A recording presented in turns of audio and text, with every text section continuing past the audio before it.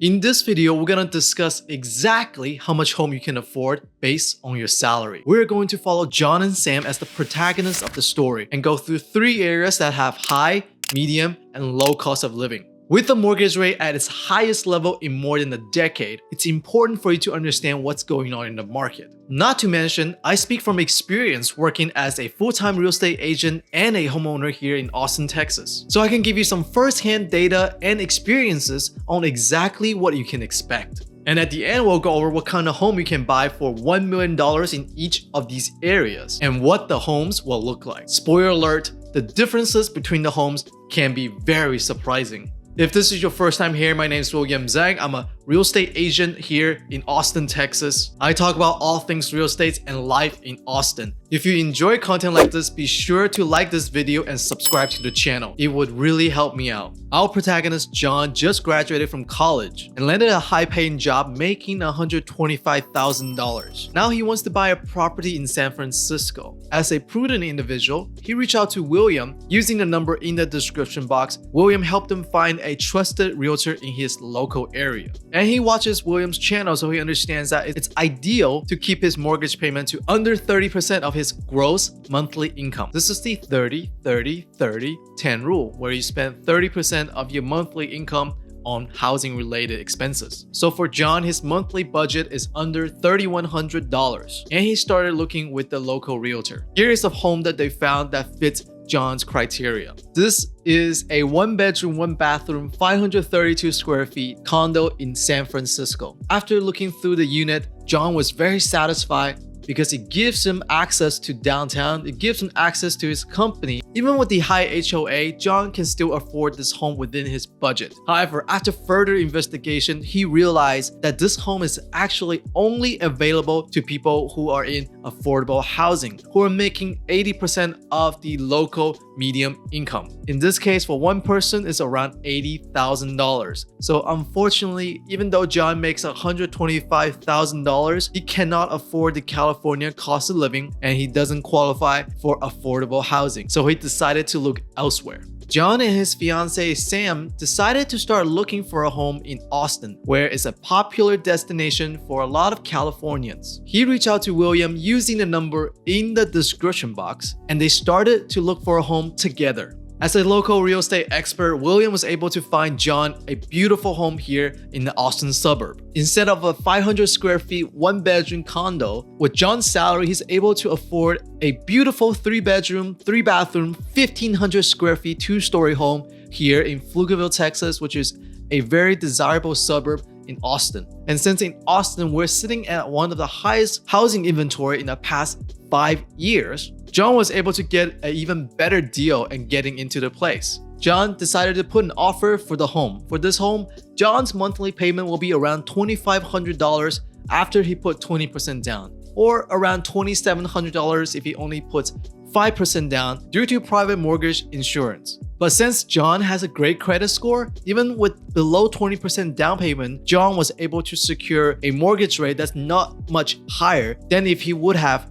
putting 20% down. And on top of that, his private mortgage insurance is much lower compared to others as well because of his high credit score. And that's why it's so important when you're buying a home to make sure that your credit score is up to par. After working with William, going through the home purchasing process, John was able to secure the home, and finally, he can start living his life here in Austin, Texas. Sam, on the other hand, wanted to help her brother to get a home in Columbus, Ohio. Since Edward, Sam's brother, just started his residencies in Columbus, he's making around $125,000 as well. And this is what a home looks like in a low cost of living area like Ohio. This is a beautiful 3-bedroom, 2-bathroom, 1,800 square feet, 1-story home in Columbus, Ohio. It has all new windows, all new gutters, a new luxury vinyl plank flooring with updated kitchen and great stainless steel appliances. And at the end, Edward was able to secure a home in a low cost of living area in Ohio. Now let's talk about in a parallel universe with everything the same, John and Sam are actually married, and their household combined income is $200,000, with John making $125,000 as a software developer and Sam making $75,000 as a nurse. And in this case, their monthly budget actually goes up to $5,000 a month. They started looking for a home in San Francisco together.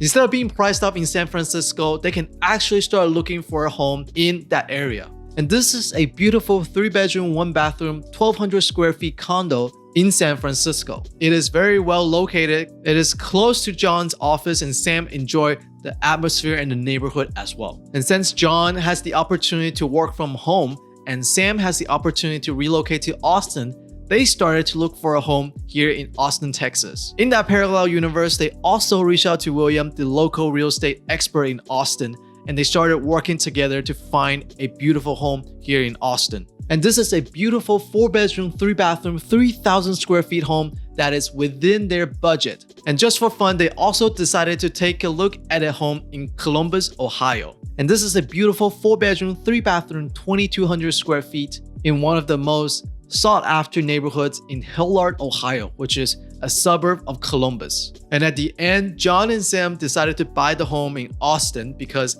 the lifestyle that they sought after and the price of the home is something that they really want. And now let's take a look at the $1 million homes in each of these areas and how much you need to make in order to comfortably afford these homes. This is a $1.15 million home in San Francisco, California.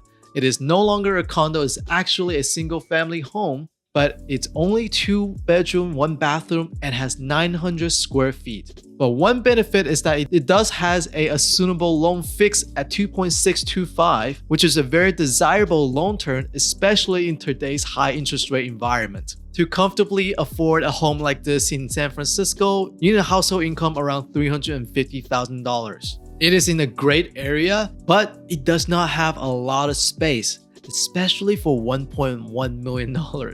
Now, let's take a look at what homes look like for $1 million in Austin. This is a $1.125 million 3-bedroom, 3-bathroom, 2,900 square feet, beautiful home in Austin, Texas. It is in the Westlake suburb, which is a highly desirable suburb for high-income families. It has its own independent school districts, has a great view, beautiful outdoor living space, and half an acre of land. To comfortably afford a home like this in Austin, you need to make around $352,000. And now let's take a look at a $1 million home in Columbus, Ohio. This is a $1.25 million home. It is 6-bedroom, 6-bathroom, 5,000 square feet. I would just call this a beautiful mansion. In order to afford a home like this, you need to make around $360,000. I will probably add an extra $40,000 just in case, so you can have the money to help maintain and have the upkeep on a home like this one. And that's it. If you want to move to Austin, be sure to call me using the number in the description box. If you enjoy the content, please like the video and subscribe to the channel, and I'll see you next time.